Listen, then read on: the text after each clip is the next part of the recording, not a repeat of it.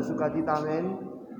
Karena jarak kita jauh, saya akan buka masker saya ya. Iya, memang sangat tidak mudah dengan menggunakan masker, pernapasan terganggu ya. Bapak Ibu tetap menggunakannya demi kesehatan kita. Itulah situasi yang terjadi saat ini. Kita harus mengikuti ya protokoler kesehatan. Jadi kalau saya buka ini bernapas lega rasanya. Jadi anugerah Tuhan ini luar biasa kalau kita bisa bernapas dengan leluasa. Ya, tetapi untuk masa-masa sekarang kita harus mengikuti ya aturan kesehatan ya protokoler, karena memang virus tidak kita bisa lihat dan virus itu masih ada, masih merajalela ya, dan kita harus bersama-sama berjuang untuk menghambat penyebarannya.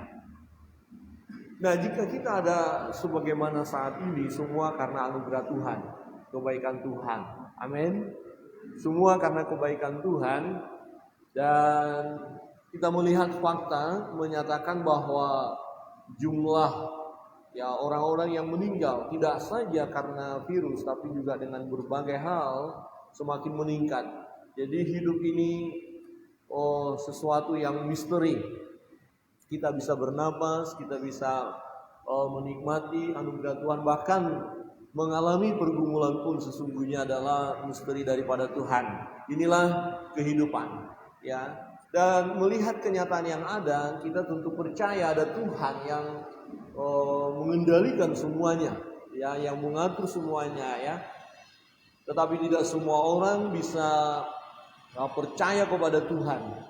Ya, ada orang-orang yang sekarang ini melihat situasi yang ada tidak lagi percaya kepada Tuhan ya. Di mana Tuhan? Apakah Tuhan masih ada? Apakah Tuhan masih layak untuk kita sembah sekarang dengan situasi yang ada? Saudara yang terkasih dalam Tuhan, tema kita hari ini adalah ya tanda dan mukjizat untuk meneguhkan iman. Ya, perlu ada tanda. Ya, seseorang butuh tanda, butuh mukjizat untuk mengakui bahwa memang Tuhan ada.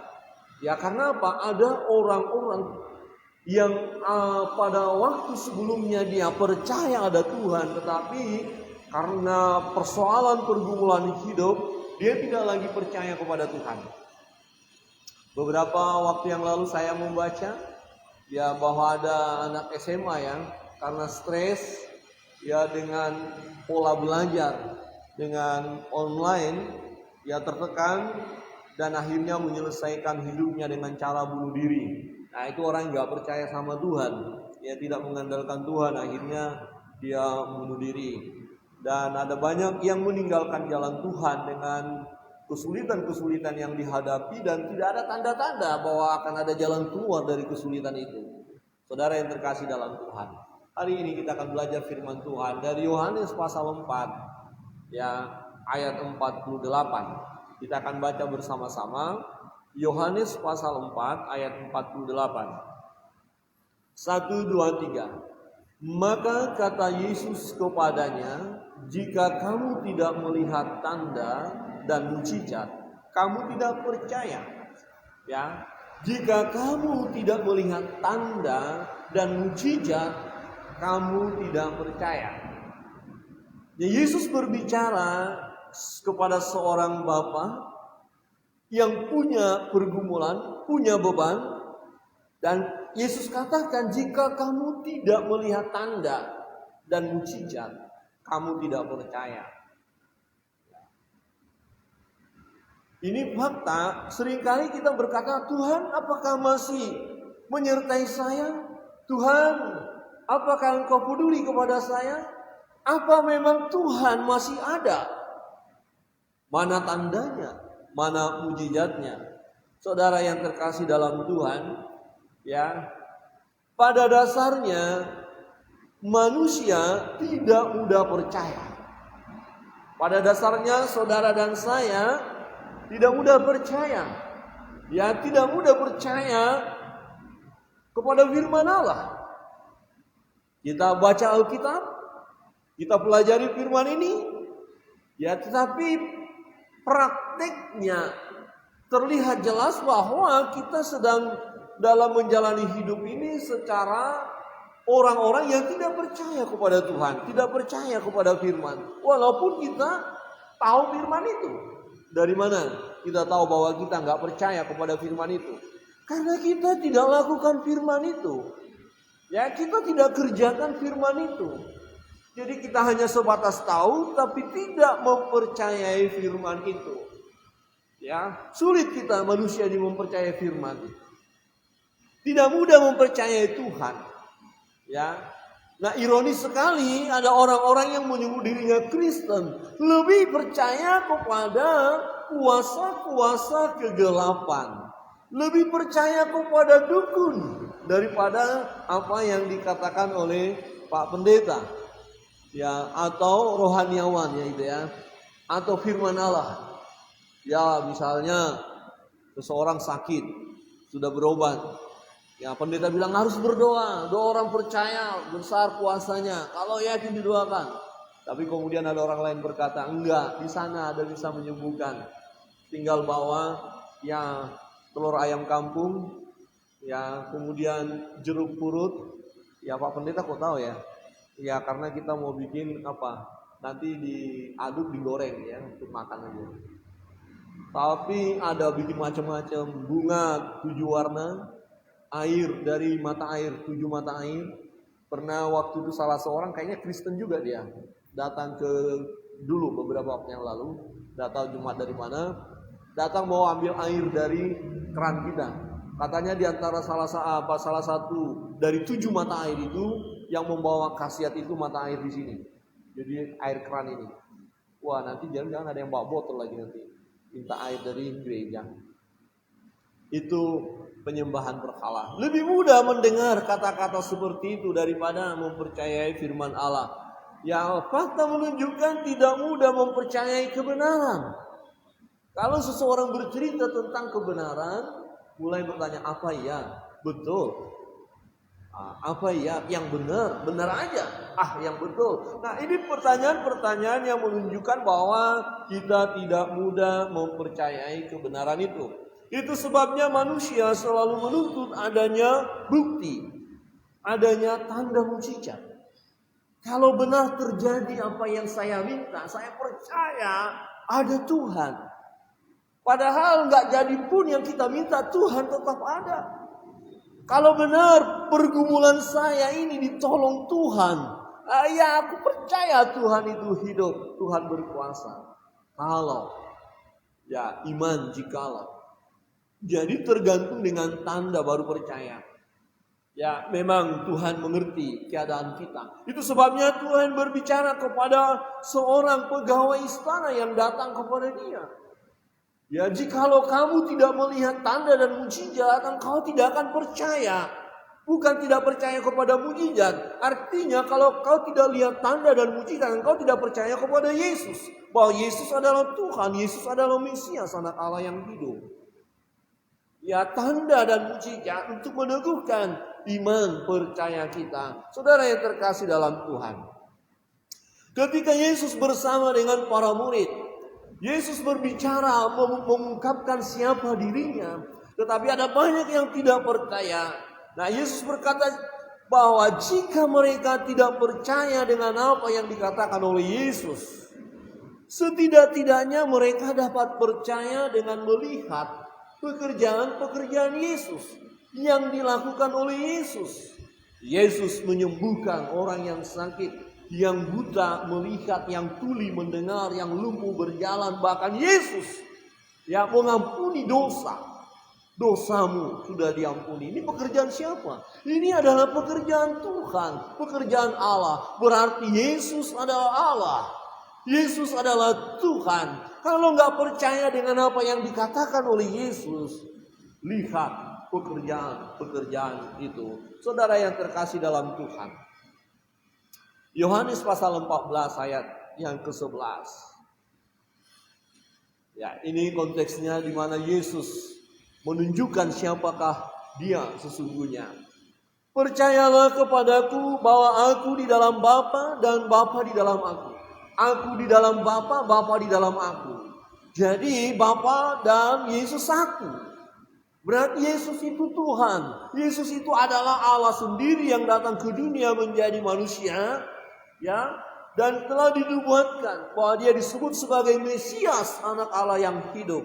Ya, aku di dalam Bapa dan Bapa di dalam aku, atau setidak-tidaknya percayalah karena pekerjaan-pekerjaan itu sendiri. Percayalah dengan apa yang dilakukan oleh Yesus. Apakah kita percaya dengan apa yang dilakukan oleh Yesus yang dalam kitab suci, yang dalam firman Allah?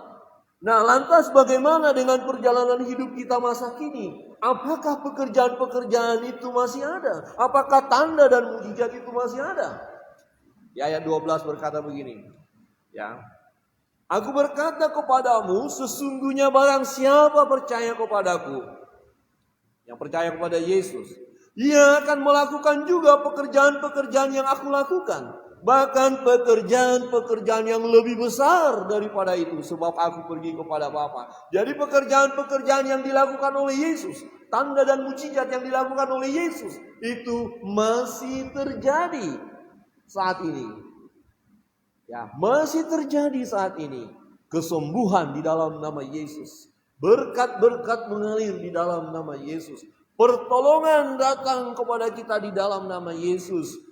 Pekerjaan-pekerjaan besar terjadi sampai sekarang di dalam Yesus Kristus Tuhan. Di ayat 13 berbunyi demikian.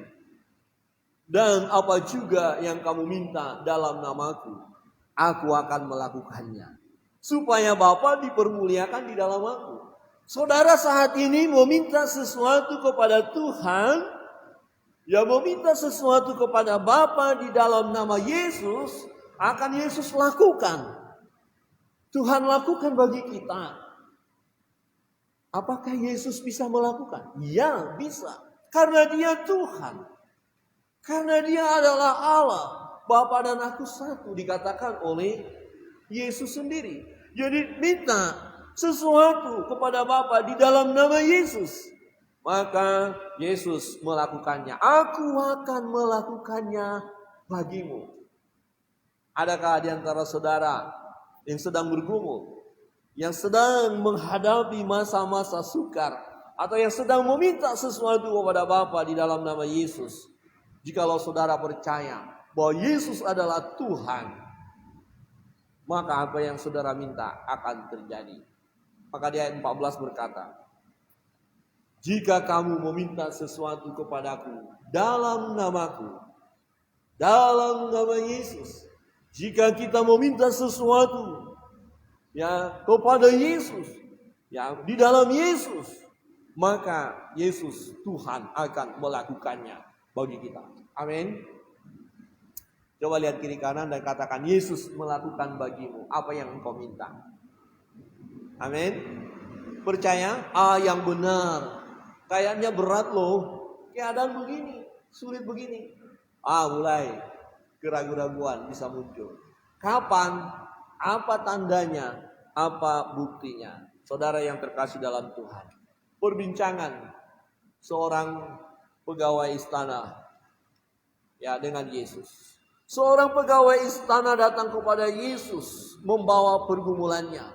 Pergumulannya adalah anaknya sakit. Bukan hanya sekedar sakit. Anaknya sakitnya serius.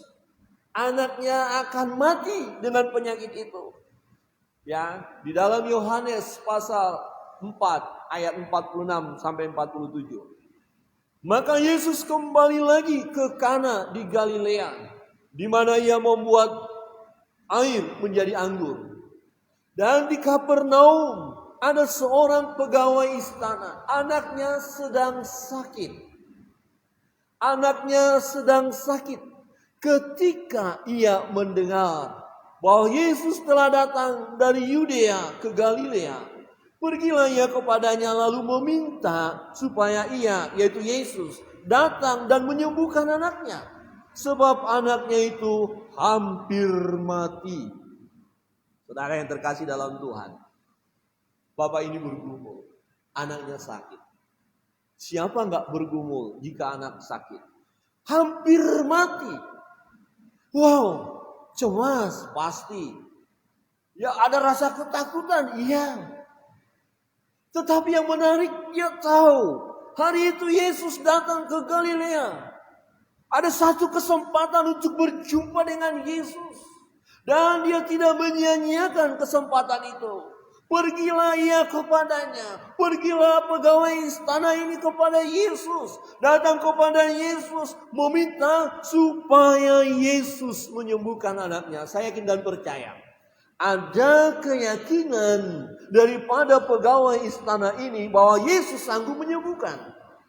Jika dia tidak percaya atau tidak yakin bahwa Yesus bisa menyembuhkan anaknya, tentu bapak ini tidak akan datang kepada Yesus untuk meminta supaya anaknya disembuhkan.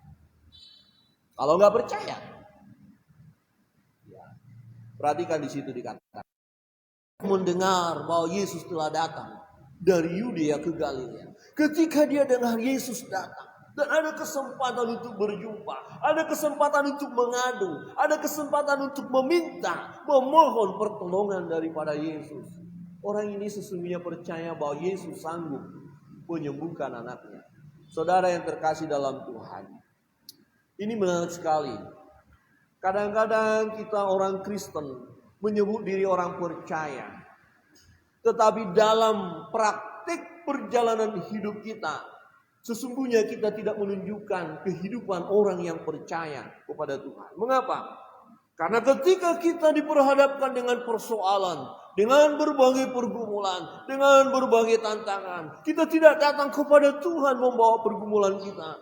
Acap kali kita mengandalkan kekuatan kita. Acap kali kita mengandalkan dunia ini. Bahkan tak sedikit di antara orang Kristen yang masih mengandalkan kekuatan-kekuatan lain. Roh-roh lain. Roh-roh jahat.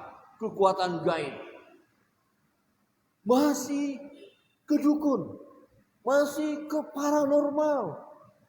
Loh, kenapa? Bukankah Yesus sanggup menolong? Berarti kita belum percaya kepada Tuhan.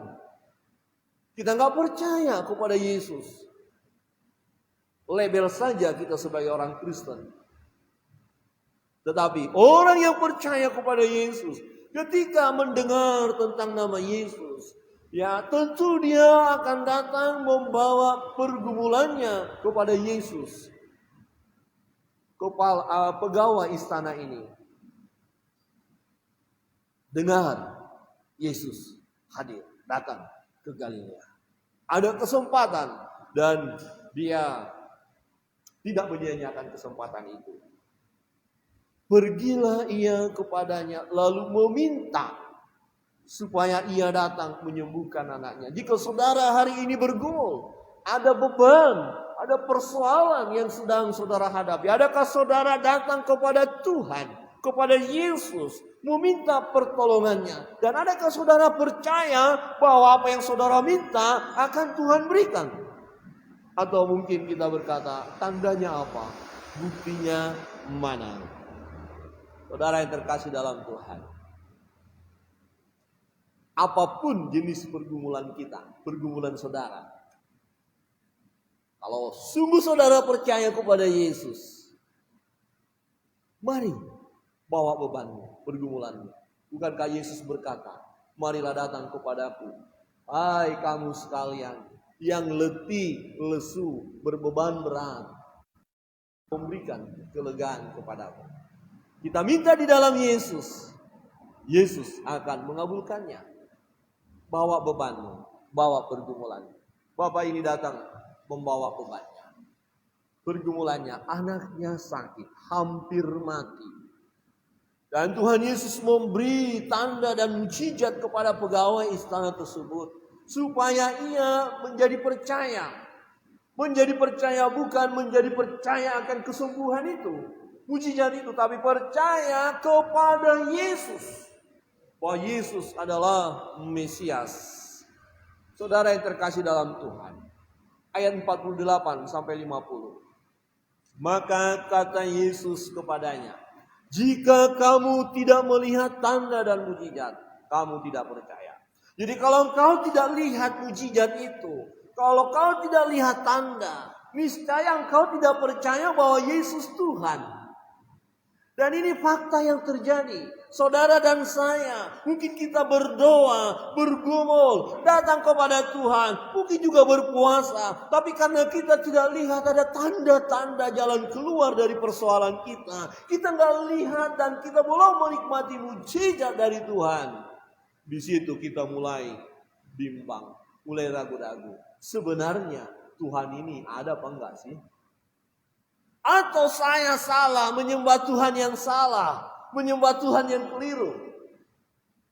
Ada pengalaman yang saya dengar seseorang, dia bukan orang percaya, dia punya Tuhan, dia berdoa kepada Tuhannya, tetapi tidak kunjung tiba jawaban. Kemudian dia berpikir, benar enggak ini Tuhan?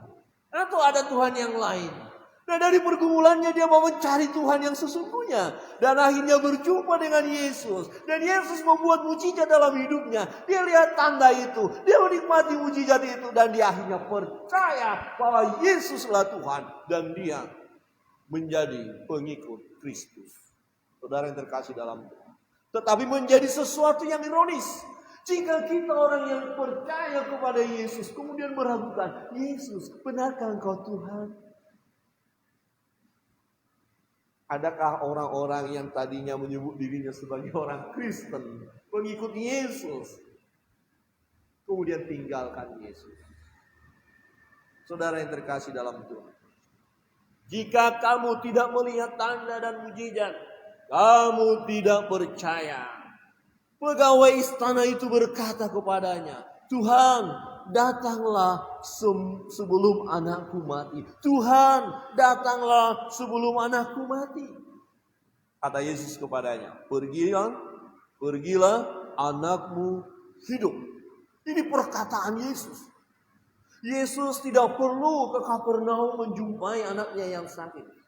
Dari tempat di mana Yesus berjumpa dengan pegawai istana ini, Yesus berkata, pergilah, anakmu hidup. Orang itu percaya. Dan perkataan yang dikatakan Yesus kepadanya. Lalu pergi. Lalu dia pulang ke Kapernaum. Adakah kita percaya dengan firman Allah? Adakah kita percaya dengan perkataan Tuhan? Dengan perkataan Yesus? Saudara yang terkasih dalam Tuhan.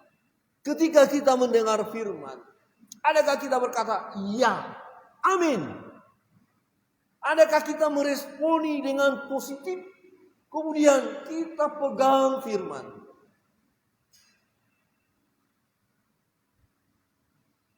Ini menjadi pertanyaan bagi kita. Bapak ini mendengar apa yang dikatakan oleh Yesus.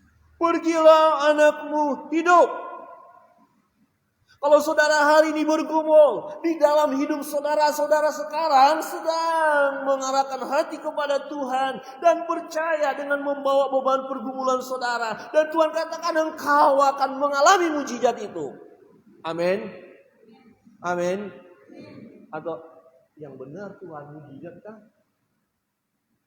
Mari buka hati kita supaya peka mendengar suara Tuhan. Pengertian baru akan Tuhan berikan kepada kita manakala kita membuka hati dan mendengarkan firman-Nya. Pergilah, anakmu hidup. Kira-kira begini. Bapak Ibu Saudara datang ke gereja hari ini. Yang di rumah, ya fokus mau mendengar firman. Kemudian saudara punya pergumulan. Memang kepada Bapak ini Tuhan berkata, pergilah, anakmu hidup. Karena persoalannya adalah anaknya sakit. Nah, sekarang kita membawa persoalan kita. Saudara bisa sebut persoalan saudara. Dan saudara yakin dengan kuasa Tuhan. Mujizat dari Tuhan. Bahwa apa yang saudara minta, ya, dengan beban pergumulan saudara yang saudara bawa kepada Tuhan, Tuhan mau berkata, selesai. Ada jalan keluar. Yang sakit sembuh. Yang bergumul mengenai keuangan, engkau diberkati keuanganmu. Usahamu diberkati. Yang bergumul dalam rumah tanggamu mengalami damai sejahtera dari Tuhan. Amin. Artinya begini, kita datang kepada Tuhan, buka hati, Tuhan aku punya pergumulan. Apakah Tuhan juga akan berkata kepadaku, seperti kepada Bapa ini, pergilah anakmu hidup. Pergilah, persoalanmu sudah ada jalan keluarnya. Wow, pergilah, mujizat terjadi bagimu. Pergilah, sukacita akan melimpah bagimu. Amin. Saudara yang terkasih dalam Tuhan, Bapak ini pun pergi. Dikatakan orang itu percaya akan perkataan yang dikatakan Yesus kepadanya. Percaya dengan apa yang dikatakan Yesus. Percaya kepada firman. Ini sangat penting dalam hidup kita. Sehingga mujizat demi mujizat pun terjadi di dalam hidup kita. Dan itu Yesus lakukan di dalam hidup kita sampai saat ini. Saudara yang terkasih dalam Tuhan. Apa yang dikatakan oleh Tuhan Yesus sungguh terbukti. Terjadi tepat saat perkataan itu disampaikan kepada pegawai istana. Artinya, ya perkataan Yesus, iya dan amin. Firman, iya dan amin. Firman tidak pernah kembali dengan sia-sia. Firman mengerjakan, ya apa yang difirmankan oleh Allah itu sendiri. Yohanes pasal 4 ayat 51 sampai 53. Ketika ia masih di tengah jalan, hamba-hambanya telah datang kepadanya dengan kabar bahwa anaknya hidup. Anaknya hidup. Ia bertanya kepada mereka, pukul berapa anak itu mulai sembuh? Jam berapa dia mulai sembuh? Jawab mereka, kemarin siang pukul 1, demamnya hilang. Maka teringatlah ayah itu bahwa pada saat itulah Yesus berkata kepadanya, anakmu hidup. Lalu ia pun percaya, ia dan seluruh keluarganya. Jadi lalu ia pun percaya, ia dan seluruh keluarganya. Bukan percaya kepada kesembuhan, bukan percaya akan terjadi mujizat dalam bagian ini. Dia sudah melihat tanda dan mujizat itu. Jadi ia percaya dan seluruh keluarganya. Artinya percaya bahwa Yesuslah Mesias, anak Allah yang hidup. Yesuslah Tuhan, Yesuslah Allah yang berkuasa. Lalu ia pun percaya. Dengan kata lain, kalau saudara dan saya menikmati tanda dan mujizat, maka kita percaya kepada Yesus. Yesuslah Tuhan dan Juru Selamat kita yang hidup. Yesuslah Allah yang berkuasa. Dialah Tuhan yang memberikan kehidupan kepada kita. Jadi apapun persoalan pergumulan kita, niscaya ketika kita datang kepada Dia, percaya kepada Dia, maka mujizat itu terjadi. Pertolongan Tuhan turun atas kita. Saudara yang terkasih dalam Tuhan, kita melihat di sini, teringatlah ayah itu. Jam berapa? Sembuh jam 1 kemarin. Oh, bukankah pada saat itu Yesus berkata, anakmu sembuh. Saat itu. Kemarin waktu Yesus ngomong, jam 1, anakmu sembuh pada saat itu. Yesus tidak perlu datang ke Kapernaum. Apa yang Yesus katakan terjadi. Apa yang difirmankan oleh Tuhan terjadi. Masalahnya adakah kita meresponinya, percaya kepada firman itu. Saudara yang terkasih dalam Tuhan. Lalu ia pun percaya, ia dan seluruh keluarganya. Dengan peristiwa itu, dia membawa istrinya kepada Tuhan. Dia membawa anak-anaknya kepada Tuhan. Keluarga ini menyembah Tuhan, menyembah Allah yang hidup. Dan inilah yang harus terjadi dalam perjalanan hidup kita. Dengan melihat tanda-tanda yang ajaib, melihat mujizat-mujizat, semakin banyak orang akan menyembah Tuhan, datang kepada Yesus, memuliakan Tuhan. Memang ironis sekali, ada orang-orang yang hanya mau menikmati mujizatnya saja, hanya mau menikmati berkatnya saja, tetapi tidak mau menyerahkan diri untuk percaya kepada Yesus. Tidak mau menyerahkan diri untuk menjadi pengikut Kristus. Padahal yang terutama dalam hidup ini adalah menjadi pengikut Kristus. Ya, saudara yang terkasih dalam Tuhan, kita harus jujur dan mengakui bahwa Yesus telah menunjukkan banyak tanda dan mujizat. Ya, saudara belajar firman Allah, buka Alkitab, baca ada banyak perbuatan yang dilakukan oleh Yesus yang menunjukkan bahwa Dialah Tuhan. Ya, Dialah Mesias, anak Allah yang hidup. Dia adalah Tuhan yang menjadi manusia. Dia adalah juru selamat. Untuk itu saudara yang terkasih dalam Tuhan, melalui tanda-tanda itu, jangan pernah kita meragukan ketuhanan dari Yesus. Percayalah kepadanya dan terima Dia sebagai Tuhan dan juru selamat secara pribadi. Jadilah pengikut Kristus yang setia. Jangan pernah meninggalkan Tuhan. Jangan pernah meninggalkan Yesus. Jangan pernah meninggalkan imanmu. Apapun persoalan pergumulan yang kau hadapi. Jangan pernah. Karena kita melihat ada di sekeliling kita. Rasanya terlalu mudah mereka meninggalkan Yesus. Kenapa? Ada masalah apa? Memang betul mereka bergumul. Mereka betul punya masalah. Bukankah Yesus sanggup menolong? Bukankah Yesus sanggup membuat mujizat? Ya. Ada orang-orang langsung tinggalkan imannya. Meninggalkan Yesus. Padahal tanda-tanda mujizat telah Tuhan nyatakan untuk meneguhkan iman percaya kita. Kalau saudara mulai bimbang dan ragu. Mulai ragu tentang ketuhanan Yesus. Mulai bertanya apakah saya menyembah Allah yang salah. Jangan-jangan salah. Lihat tanda-tanda yang Tuhan lakukan. Lihat perjalanan hidup saudara. Lihat kebenaran firman Allah. Setidak-tidaknya percayalah dengan pekerjaan-pekerjaan itu. Yesus katakan demikian. Saudara yang terkasih dalam Tuhan, bisa memang kita mengalami goncangan dalam hidup ini. Kami sangat diberkati kesaksian seorang hamba Tuhan. Ya, di Bali ini.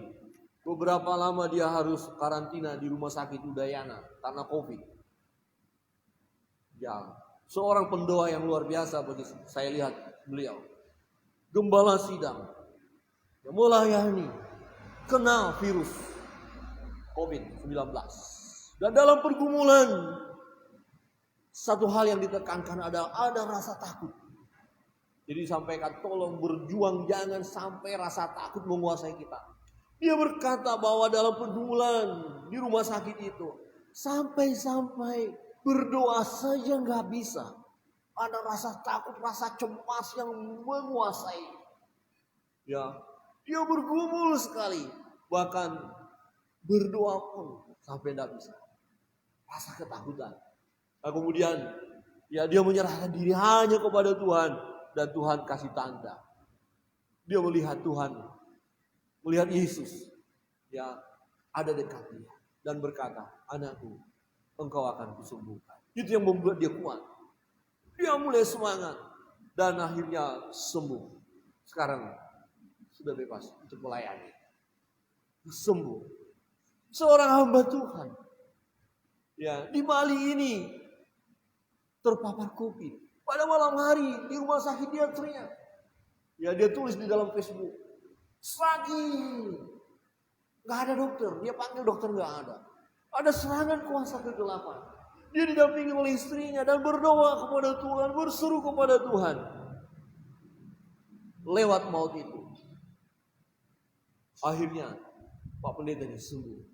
Hanya berdoa, bernyanyi. Doanya, darah Yesus. Darah Yesus. Ada pujiannya. Kesaksian ini ada di YouTube. Hanya berdoa, berseru kepada Tuhan. Bisa kita mulai digoncangkan iman kita. Tapi lihat tanda-tanda ini. Tanda-tanda dalam firman Allah. Dan juga tanda-tanda masa kini. Mujizat itu terjadi. Ada hamba-hamba Tuhan. Ada orang Kristen. Ada orang percaya. Bahkan ada orang yang tadinya belum percaya kepada Tuhan. Berjumpa dengan Tuhan dan akhirnya datang menyembah Tuhan. Menyembah Yesus. Jangan pernah kita meragukan ketuhanan dari Yesus. Dia Yesus Tuhan kita yang hidup. Yang berkuasa. Pegawai istana ini. Dan seluruh keluarganya. Percaya kepada Yesus. Saudara yang terkasih dalam Tuhan. Kita harus jujur. Dan mengakui bahwa Yesus telah menunjukkan banyak tanda dan mujizat. Baik dalam Alkitab maupun pada masa sekarang. Di dalam Yesus Kristus ya ada kesembuhan. Di dalam Yesus Kristus berkat-berkat mengalir. Kuasanya dinyatakan. Ya, di dalam nama Yesus. Ya, kuasa kegelapan menyingkir. Orang yang kerasukan setan diusir dalam nama Yesus. Terjadi. Jadi banyak tanda di dalam nama Yesus. Untuk itu, jangan pernah kita ragu-ragu untuk menyerahkan segala pergumulan kita kepadanya. Yesus adalah Tuhan yang sanggup memberikan jalan keluar untuk segala pergumulan kita. Untuk segala pergumulan saudara. Pergumulanmu apapun itu, Yesus sanggup. Manakala engkau datang kepadanya, engkau memohon kepadanya. Sebab Dia adalah Tuhan yang berkuasa. Ia sanggup memberikan mujizat bagimu. Amin. Ia sanggup memberikan mujizat. Oh, jangan kita berkata itu kan hanya dalam Alkitab. Enggak. Sampai sekarang terjadi. Ya. Mujizat itu nyata. Sebab Yesus tidak pernah berubah. Dahulu, sekarang, sampai selama-lamanya. Pegawai istana itu datang kepada Yesus. Dengan membawa pergumulannya. Dan ia menerima jawaban dari pergumulannya. Anaknya sembuh. Saudara yang terkasih dalam Tuhan, hari ini, kesempatan ini kita datang di bait Allah. Kita dengar firman Tuhan. Memang ada pergumulan. Dengar firman Tuhan. Percaya kepada Yesus. Sampaikan beban pergumulanmu. Ada jalan keluar. Amin. Ada mujizat bagimu. Buka hati. Datang kepada Tuhan. Bawa bebanmu. Ini Tuhan. Aku percaya kepadamu. Engkau Yesus Tuhan dan Juru Selamatku yang hidup. Yang berkuasa. Yang sanggup menolong aku. Pegawai istana sangat berbahagia, sukacita, percaya kepada Yesus. Dia bersama keluarganya mengalami mujizat Tuhan. Kiranya dalam perjalanan hidup kita, bahkan saat ini, ketika saudara ya dengan sungguh-sungguh datang kepada Tuhan membawa beban pergumulan saudara, kita mau pulang dari ibadah ini dengan sukacita, dengan jawaban dari Tuhan atas beban pergumulan kita. Saudara kita bangkit berdiri. Kita. Saudara yang menghadapi beban pergumulan, yang percaya kepada Yesus, yang hari ini mau membawa beban pergumulannya kepada Tuhan, mari datang kepada Tuhan. Angkatlah tanganmu dan berbicara secara pribadi kepada Tuhan saat ini. Angkat tanganmu, jangan ada di antara kita yang meragukan kuasa Tuhan. Jangan ada di antara kita yang bimbang. Percayalah. Percayalah, Tuhan Yesus sanggup menolong. Tuhan Yesus sanggup membuka jalan keluar atas segala beban pergumulanmu. Mujizat terjadi bagimu.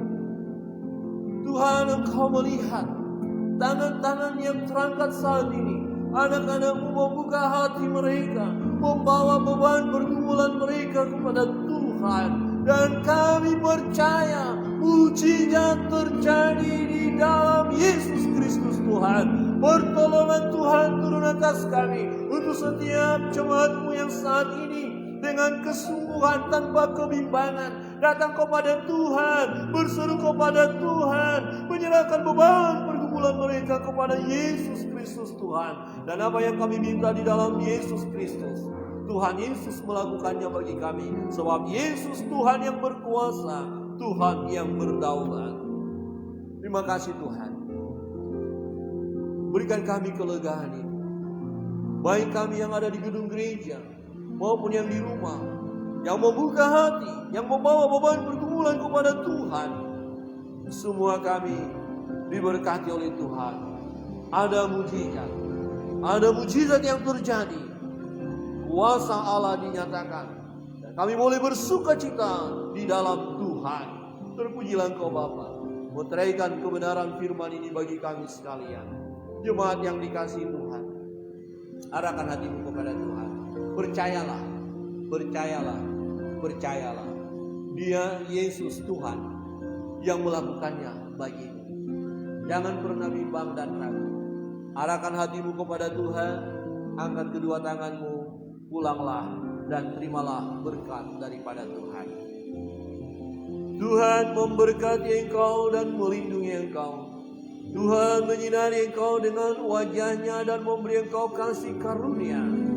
Tuhan menghadapkan wajahnya kepadamu dan memberi engkau damai, sejahtera. Di dalam nama Allah Bapa, di dalam nama Tuhan Yesus Kristus, di dalam nama Allah Roh Kudus. Haleluya.